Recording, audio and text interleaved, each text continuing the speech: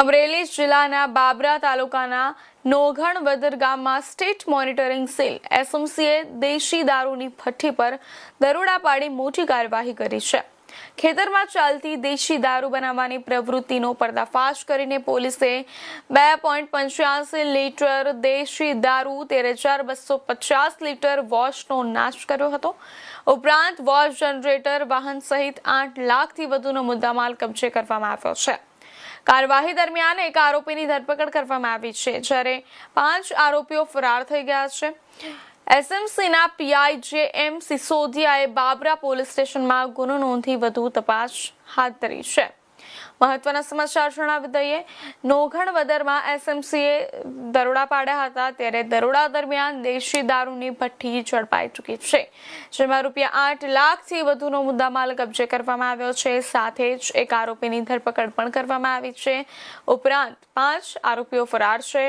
બાબરા પોલીસે વધુ તપાસ હાથ ધરી છે।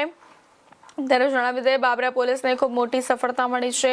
ગુજરાતમાં દારૂબંધી હોવા છતાં વારંવાર ઘટનાઓ સામે આવતી રહે છે, દારૂ ઝડપાતો રહે છે, પરંતુ ફરી એકવાર અમરેલી જિલ્લાના બાબરા તાલુકાના નોઘણવદર ગામમાં સ્ટેટ મોનિટરિંગ સેલે દેશી દારૂની ભઠ્ઠી પર દરોડો પાડી મોટી કાર્યવાહી કરી છે।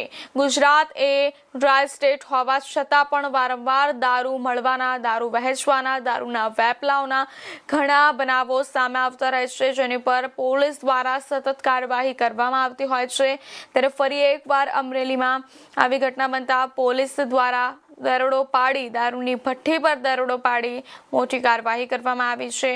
જણાવી દઈએ, ખેતરમાં ચાલતી દેશી દારૂ બનાવવાની પ્રવૃત્તિનો પર્દાફાશ કરીને પોલીસે 2.85 લીટર દેશી દારૂ જે 13,250 લીટર વોશનો નાશ કર્યો હતો। ઉપરાંત વોશ જનરેટર વાહન સહિત 8 લાખથી વધુનો મુદ્દામાલ કબજે કરવામાં આવ્યો છે। કાર્યવાહી દરમિયાન એક આરોપીની ધરપકડ કરવામાં આવી છે, જ્યારે 5 આરોપીઓ ફરાર થઈ ગયા છે। એસએમસીના પીઆઈ જે.એમ. સિસોદિયાએ બાબરા પોલીસ સ્ટેશનમાં ગુનો નોંધીને વધુ તપાસ હાથ ધરી છે। પોલીસ દ્વારા વારંવાર આવા પગલાં લેવામાં આવતા નાગરિકોમાં ખૂબ જ હાશકારો અને રાહત મળે છે, કારણ કે દારૂબંધી હોવા છતાં પણ જે અસામાજિક તત્વો દારૂનું વેચાણ કરતા હોય છે અને દારૂની ભઠ્ઠીઓ ચલાવતા હોય છે, વારંવાર જે ટ્રકો ઝડપાય છે, તે ખૂબ જ તેના વિરુદ્ધ પોલીસ દ્વારા ખૂબ જ મોટી કાર્યવાહીઓ કરવામાં આવતી હોય છે। પોલીસ દ્વારા અનેકવાર તંત્ર દ્વારા પગલાં લેવામાં આવતા હોય છે, પરંતુ આવા અસામાજિક તત્વો આ પ્રવૃત્તિઓને રોક લગાવતા નથી, જેના માટે પોલીસ અને તંત્ર પણ હવે ખૂબ જ સખ્ત એક્શન લઈ રહી છે, જેના કારણે તંત્ર હંમેશા એલર્ટ મોડમાં રહેતી હોય છે।